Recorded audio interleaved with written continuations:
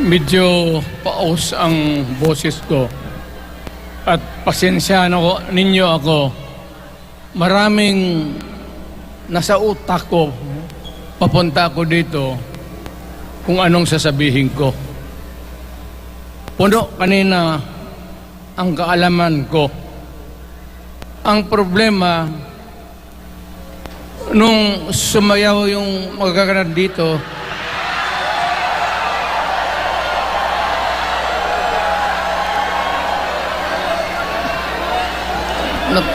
nakalimutan ko. Matanda na rin kasi ako. Ano ito? Meeting de avance? Alam mo, nung unang panahon, wala naman tayong kamuang-muang, wala naman tayong kalaban, wala namang nagagalit sa atin. Pumunta ang Espanyol at inagaw ang ating lupa, hinirang. For 400 years, nagtiis ang Pilipino, subjugated by foreigners. Then, during the American and Spanish War, natalo ang Espanyol at napunta ang ating bayan sa Amerika. Anak ng grabe ang tiis ng Pilipino, yung mga lolo natin, kung gaano na lang sila pinahirapan. Alam mo noon, kung hindi ka magsimba, ay may mga pare nandyan, they know the history of Christianity. Alam mo noon, kung hindi ka magsimba, 10 palo sa katawan mo. You doubt my... Ayan si Father Ibasco, Chief of Staff ko sa City Hall. Siya yung NPA leader doon sa Libungan, may plenum ang komunista. Itong mga sundalo natin, nandito sa harap ko, nahuli yan si Ibasco. At ako naman ay fiscal noon, pumunta ako sa Katitipan para i-administer ko yung oath niya, yung statement niya kung totoo o hindi. Pagkatapos noon, sabi ng mga sundalo, Piskal, papatay namin itong 2 pare. Father Tison, Waray, pati si Father Ibasco. Bumaba yan sila sa Visayas para makiksapalaran sa NPA. Sabi ko, wag, kasi pare yan. Puta, alam mo, ang Diyos nandyan eh. Kung ito lang naman ang prinsipyo, ideolohiya, hindi naman kriminal yan, kidnapper o puser. Sabi ko, kulungin na lang ninyo. So, sa matagal na panahon, sulat siya ng sulat kay Cory. Eventually, na-release yan sila lahat, pati na ang asawa nila Quintanar, yung mga komunista, mga Esparo, nanggaling dito at naging uso sa buong Pilipinas, yung pagpatay. Wala. Barangay captain, konsehal, military, Navy, Pulis, puro may pamilya. Anak ka ng kakawalang kwenta yung ideolohiya. Kung hindi mo man lang mabinta sa mapayapa na panahon, so kinuha ko siya Chief of Staff, tapos umuwi siya sa Bohol, naging governor. Pare ito. Nandito siya ngayon, kasama tayo, at maraming salamat. You guys from other parts of the Philippines nagpunta rito para lang makipagduyog sa Bisaya, sumama lang sa ating, kung sabay tunong sa Tagalog, yung ating, the purpose of why we are here. Wala akong, no longer in politics. I am not a candidate. Nahirapan nga ako mag-akyat ng hagdanan. I am 80 years old. Hindi, 79 lang, pero hindi binibilang yan eh. Sabi malas daw. Sabi ng asawa ko, 80 na ako. O, sige, 80 na. Pero nung lumabas itong People's Initiative, okay man yan. Abogado ako. There are 3 ways of amending the Constitution. Mag-constitutional convention, mag-election tayo sa political districts ng representante para sa assembly to convene there and propose changing or modification of our Constitution. Itong People's Initiative, pati itong Congress, they would convert the Congress into a constituent body and propose the Constitution. Alinman dyan sa lahat, it will be submitted to the people for ratification. Ang problema dito, ako, Mr. President,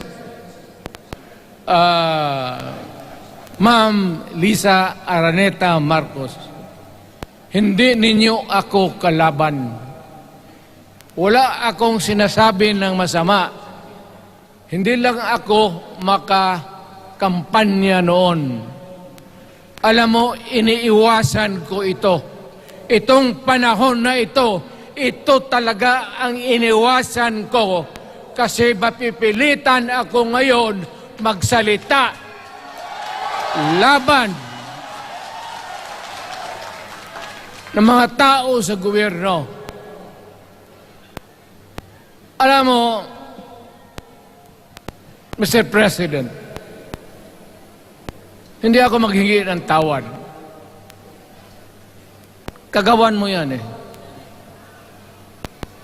It is your responsibilities sa sarili mo. What you do in this world binds you. Iyo yan.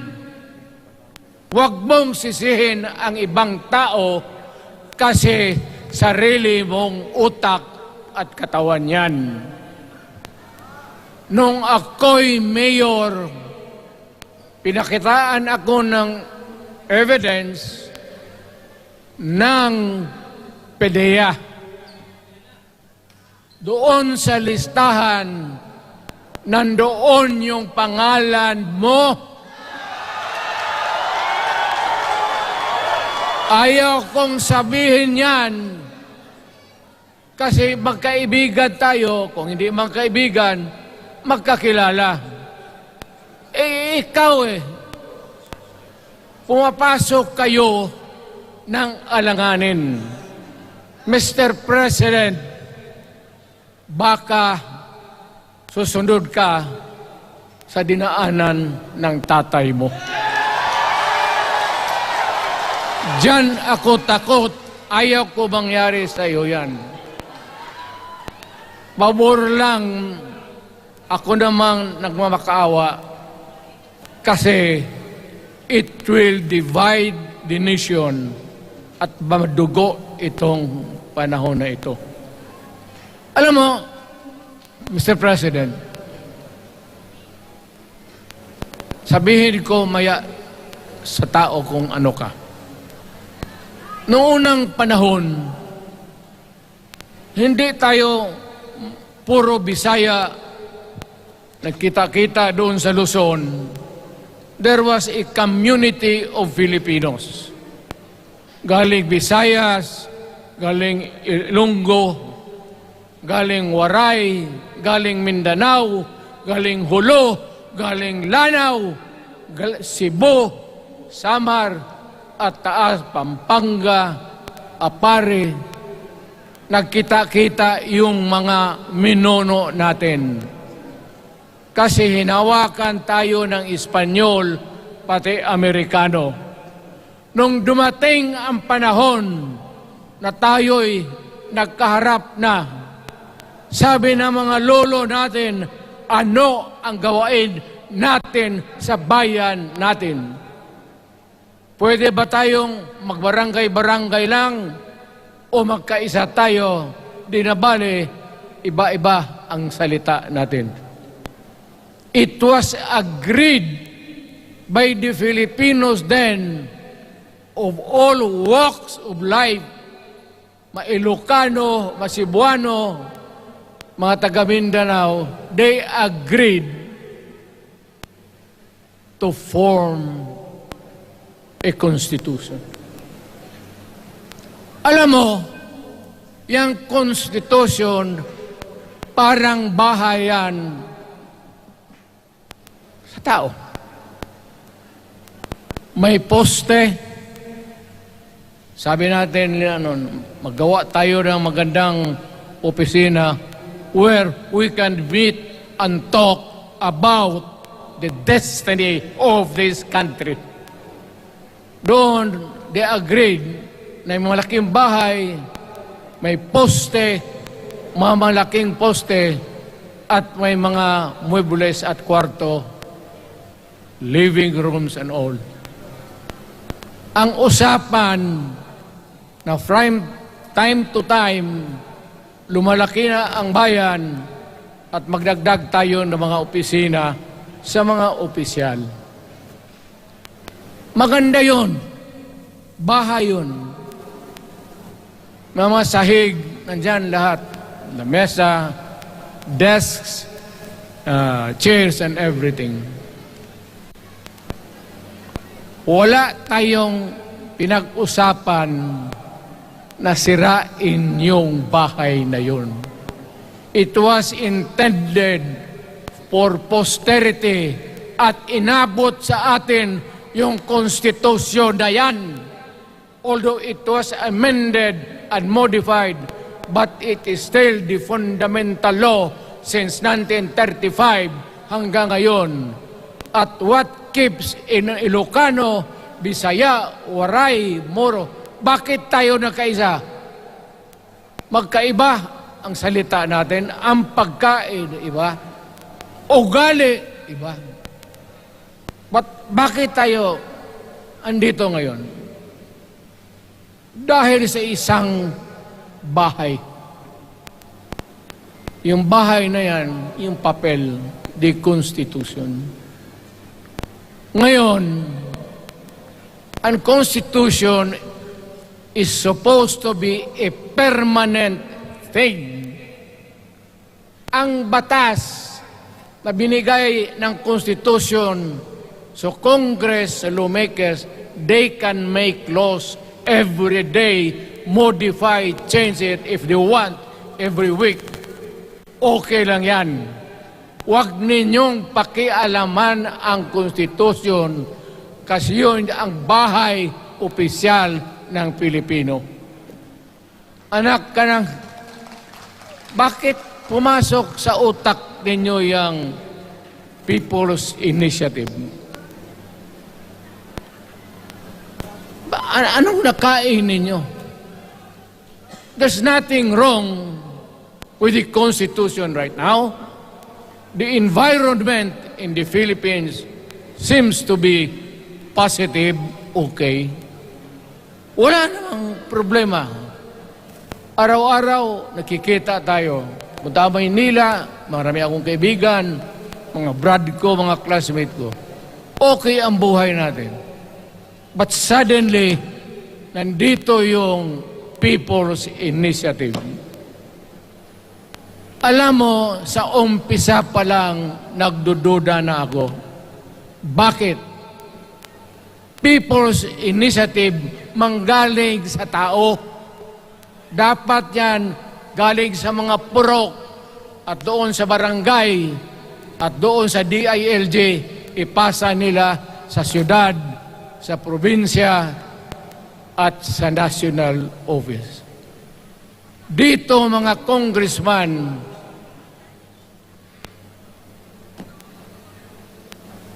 alam ninyo,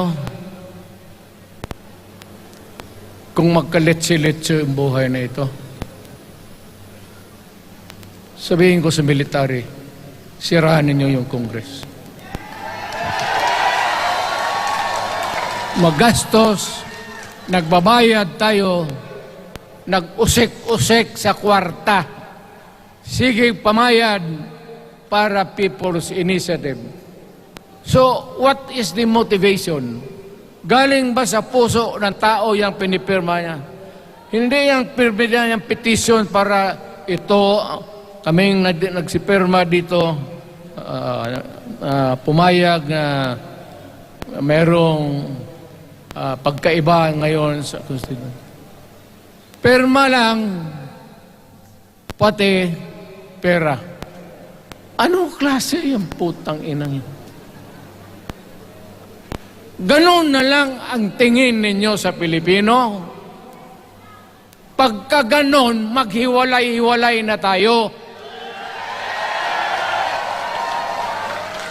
Kayong taga Luzon, pumunta na yan sa Mindanao, mag-declare na lang tayo ng independence separate. Bakit binababoy ninyo ang bayan natin? Ako naging presidente, ako naging mayor, ako naging congressman. Ang sinasabi ko sa inyo, putang ina.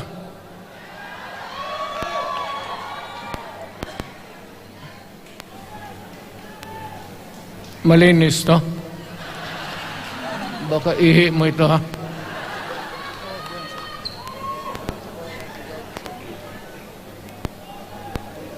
Kakaubos talaga ng laway itong...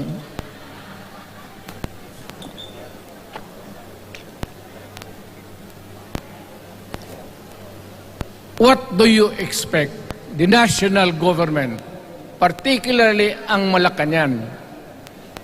Anong gusto ninyong response?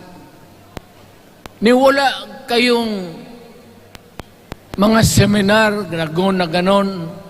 You never educated the Filipino people. You want the Filipino to remain ignorant para you can do what you want with the country. Yan ang totoo. Kasi ginagago ninyo para walang alam ang taong bayan. Well, kaming nakapag-aral at may alam kundi, hindi katanggap-tanggap yung ginagawa ninyo. Sa umpisa pa lang, binibili na ninyo yung signature ng Pilipino. Yun ba ang People's Initiative?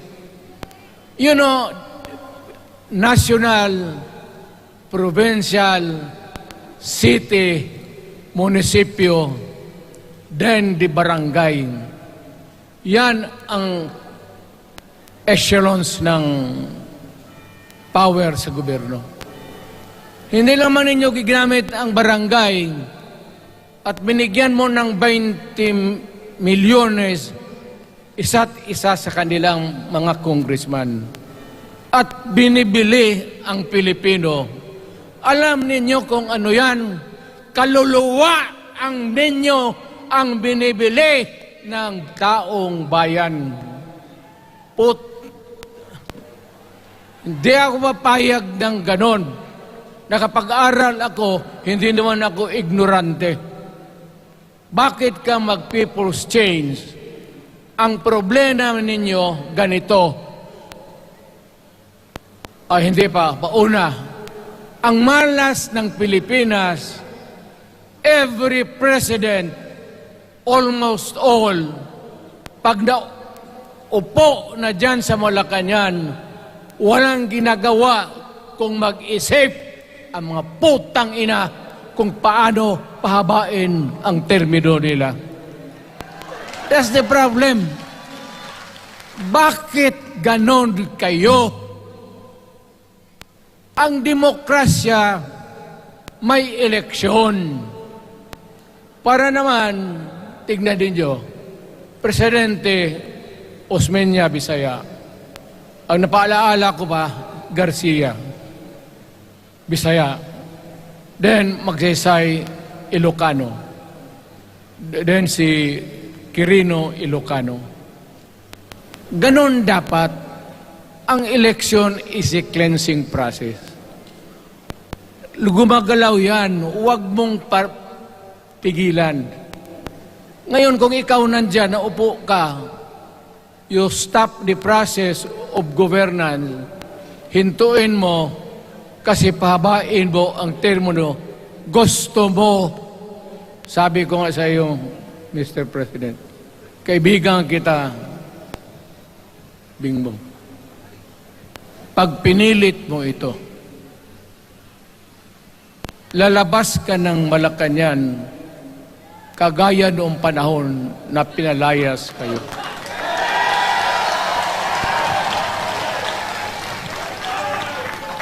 Alam ninyo, kung hindi na talaga ito mapigilan, nandyan ang military pati pulis, makinig kayo. Pag-aralan ninyo kung ano yung pinapakain nila sa taong bayan. At pagka nakita ninyo kung ano ang mali, you correct it.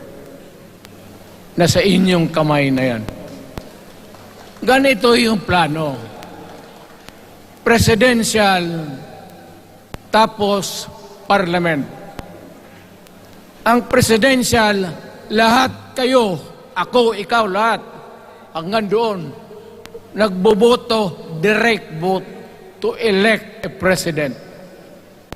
Itong parliament, prime minister lang ang magboto, yung mga assembly who are the congressmen now. Putang ina ninyo, wala akong tiwala sa inyo. Wala kayong prinsipyo, bukang pera kayo lahat. Yan ang totoo. Kaya gusto ko, pag nagka-letse-letse nga pumasok ang military, palitan ninyo lahat. Arestuhin ninyo kasi nagsasayang ng pera at yung ginagastos nila is a fraud, swindling ang ginawa nila. You must account for the wasted money, for the money that you bought the signature of a Filipino. Bribery.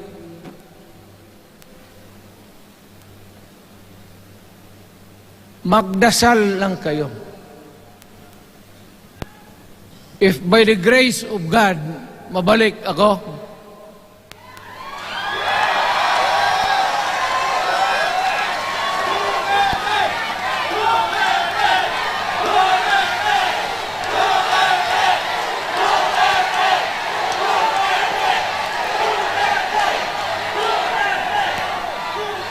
milagro lang naman yan, hindi ba yan totoo? Utang ina kung mabalik ako, arestuhin ko kayo lahat for the swindling of the Filipino people. You committed fraud. pinagsayangan ninyo ang pera namin.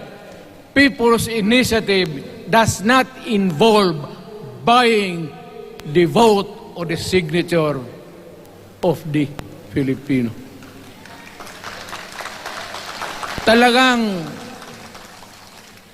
mga wala kayong prinsipyo, mga putang ina ninyo. Yun naman, baski ano ka, diyan katagal akong, yan o. Yung sa likod ko, umupo ako diyan. Vice Mayor ako. Diyan, Mayor ako, pinakamatagal. Naging congressman ako. Presidente. Kayo, nagpasok sa Congress, eleksyon, nanalo, Seiko. So parang ganito, yung mga, para sa mga balaga, pati lalaki. Pasok niyan, Seiko. Paglabas niyan, pagkatapos, Rolex na. Pumunta ng Malacanang, nakatamaraw, paglabas niyan, nagka-Mercedes-Benz. Busog kayo lahat. Tingnan ninyo yung mga bahay noon ng mga congressman at tingnan ninyo ngayon kung ano kayaman sila, lalo na yung mga bahay nila sa Maynila.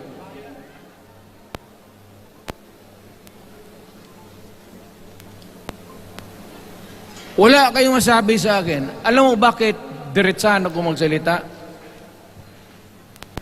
Ninipahat, wala ako. Paglabas ko sa Malacanang, lipad ako dito. Pumunta ako sa bahay ko para mag-retire. Ayaw ko sanang bumalik. Ayaw ko na. Matanda na ako. Putang ina, napapandol lang ako dyan eh. Kaya lang, marami akong magandang naisip kanina papunta dito. Kaya yung sumasayaw lang kasi yung mga alin. Nabakante tuloy, nakalimutan ko kung ano ko nang tang ina. Huwag kayong magpaloko. Alam mo, Parliament, ang ambisyon niyan, karamihan galing kay Lisa Marcos, pati kay Romualdez. Bongbong bangag yan.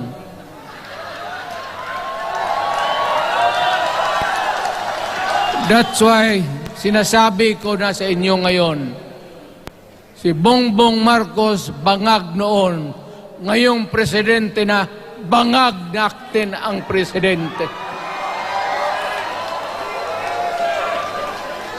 Kayong mga military, alam ninyo yan. Lalo na yung nasa Malacanang. Alam ninyo. The Armed Forces of the Philippines, alam ninyo. May drug addict tayo na presidente. Putang inang yan.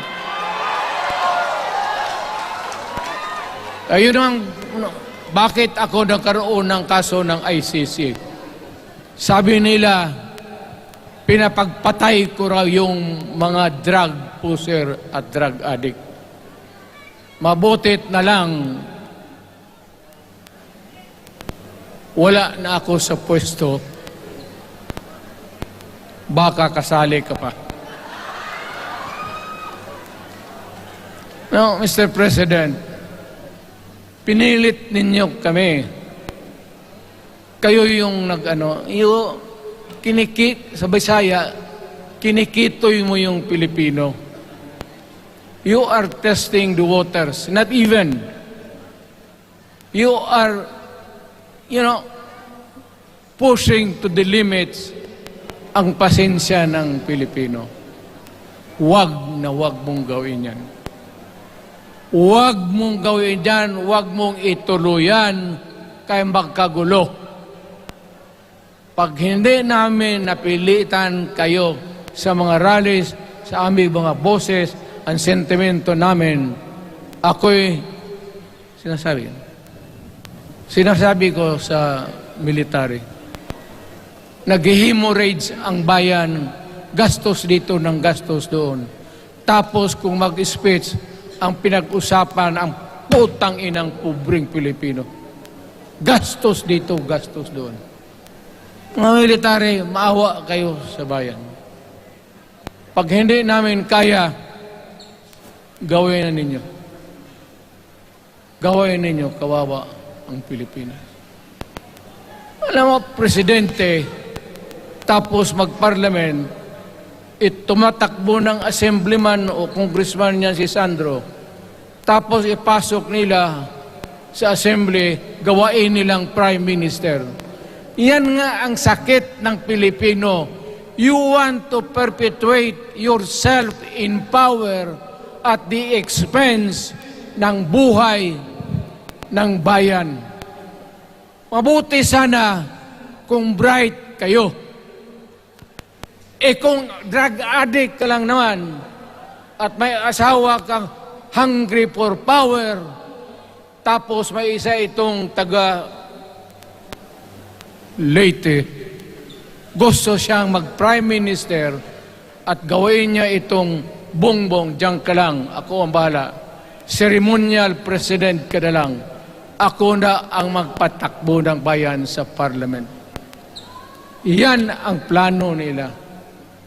Yan ang hindi talaga matanggap natin. Kalukuhan niyang putang ina yan.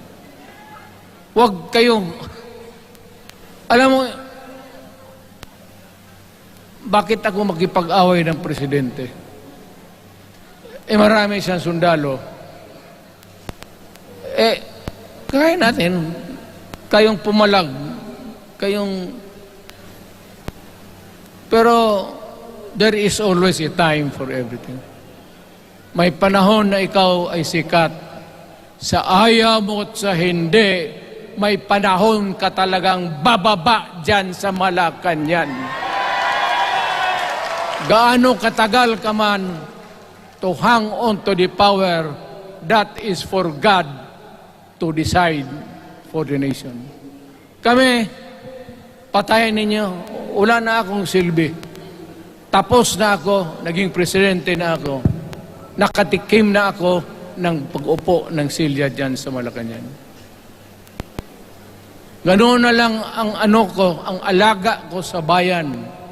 Alam mo ba, tanungin mo yung lahat ng senador, magbisita sila, isang kanin, isang pork chop o isda, sabaw. Noong panahon ko, sabi ko, yan lang ang mapakain ko sa inyo. Walang steak kasi mahal yan. Hindi natin pera itong kinakain natin. Yan ang totoo. Magtanong kayo ng taga-Malacanang dyan. Hindi ako nagpabibida. Sinabi ko lang, huwag ninyong kalimutan, Mr. President, ang delikadesa. Mahirap yan. Magkaroon tayo ng... Ngayon, wala naman, yun naman lang ang dapat lang pagpintuhan natin. Huwag kayong pumayag dyan. Binabastos kayo. Anong bakit? Bakit nadalhin tayo sa parliament? Anak ka na.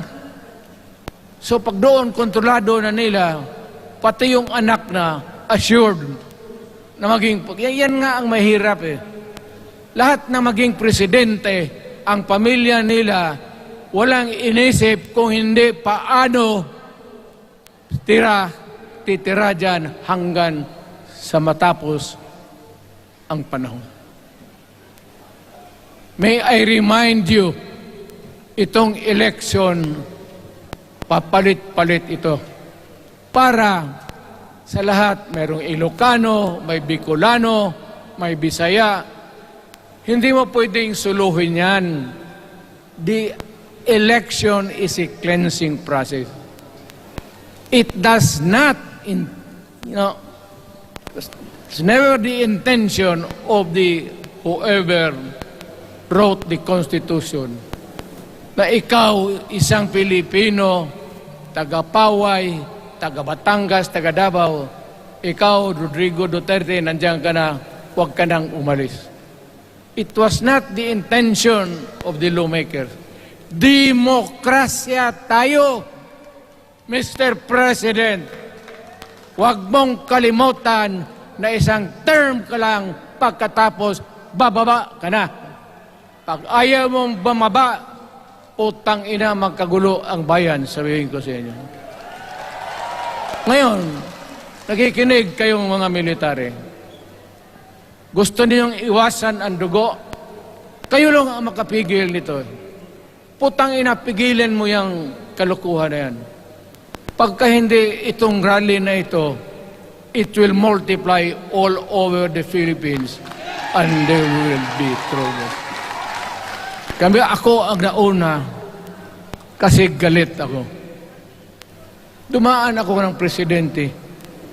Not even for a minute did I think or was thinking of extending my term even for one day. Nung natapos ako sa araw na yun, bumaba ako, sumakay ako, lumipad ako dito sa Davao. Ikaw, Mr. President, hintayin mo yung 6 years, kalimutan mo na yung kay Romualdez, kasi yan ang magpahamak sa iyo. At maraming magagalit sa iyo, pati na ang militar. Kaya hindi na ako magtatagal. Yun lang ang dasal ko. Reject. Protect the Constitution. I am calling now the armed forces and the PNP. Protect the Constitution. Trabaho ninyo yan. Huwag ninyong kalimutan. Kami, inyong dapat, you should worry about the nation. The millions of Filipinos. Huwag kayong mag-isip lang ng isang pamilya. Putang ina. Ilagay ninyo sa utak ninyo yan. Bahala kayo. Balang araw, magsisihan. Pero kasi umuulan naman, hindi ulan. Hindi, shower lang yan doon sa Malacanang, ginagawa nila, pasirit doon.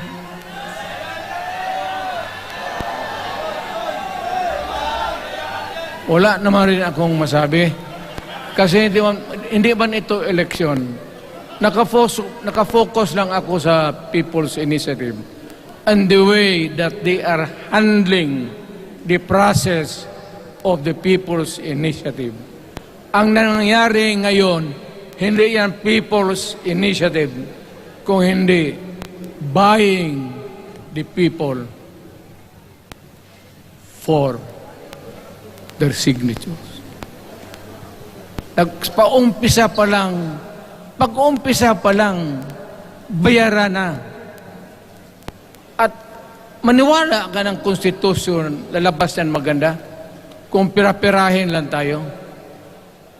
Balang araw, wala na ako sa buhay. Maybe 10 years, 5 years from now. You might want to change some provision. Yung sabi nila, the usual excuse is economic provisions lang ang aming pakialaman. Putang ina, huwag kayong maniwala dyan sa mga yawa na yan. Puro kasing sinungaling ang mga ulol. Alam mo, pag nagtawag ka ng Constitutional Convention through People's Initiative or when you open the Constitution, hindi mo pwedeng limitahan ang powers na yan. It's unlimited. Kung ano ang gawain nila at kung ano ang utos ng may pera, kung bayaran sila, ipagbili talaga tayo. Ipauhanin na lang ako, naghangi ako ng may mga congressman dito. Ito yung matitino. Nandito si Congressman Alvarez. Pumunta talaga siya. Hindi man kasi niya ako hinayaya. Kapupunta sana ako ng Tagum. Para lang Ako galit talaga. Bakit po putang ina? Sige. Bakit? Bisaya pa makumutan ko na imong naong. Magharap ka sa akin, ganoon ko yung mukha mo. Bakit? Bakit bigyan mong problema ang Pilipino? Ano ang kasalanan ng Pilipino at gumagastos kayo, binibili milyon ng milyon, kayong mga congressman, putang ina, istapa yan. Swindling yan. Kaya sabi ko, by a stroke of fate, nabalik ako dyan sa Malacanang. Kayong lahat, kagaya ng Marcelo, ng tatay mo, Bongbong, kayong lahat, congressman, nandoon kayo sa Krami. Ipasok kayo ng 2 taon para leksyon ninyo. Hindi ka maleksyon ng kalukuhan ninyo.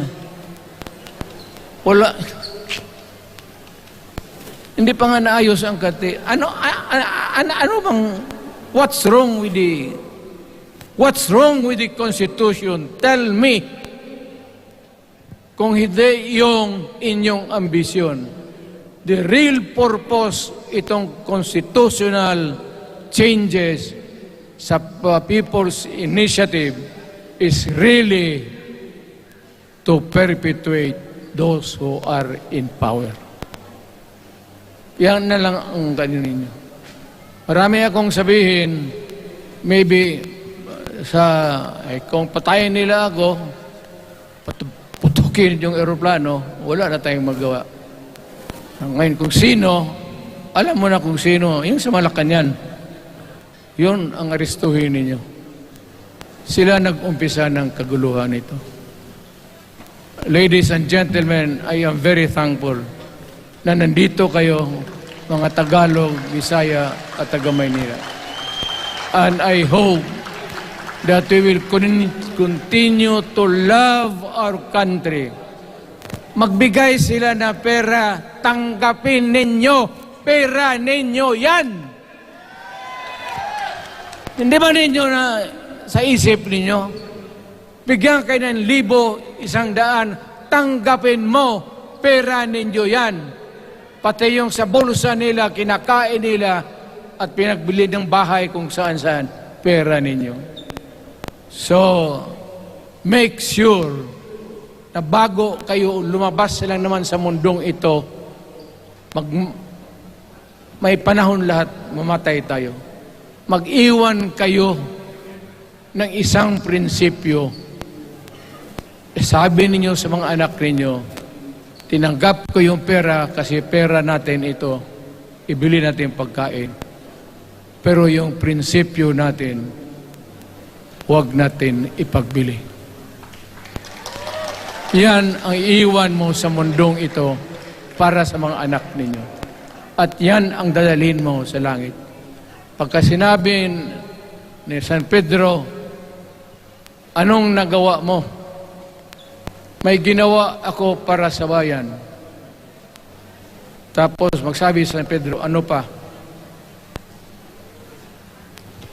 Yung mga ibang bagay na ginawa mo, mga kasalanan, mga kabit, ganon.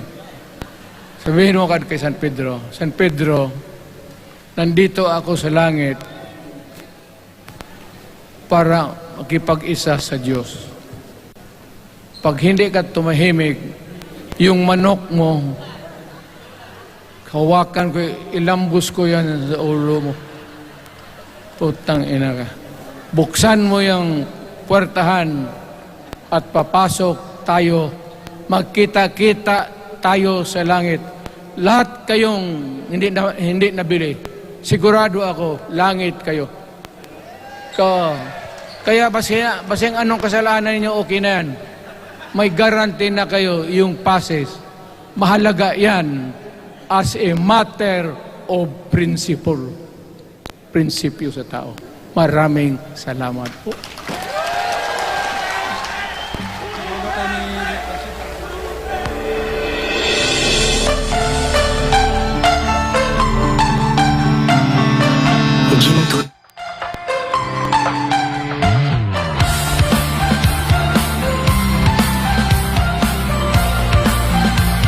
ahead. Tatalian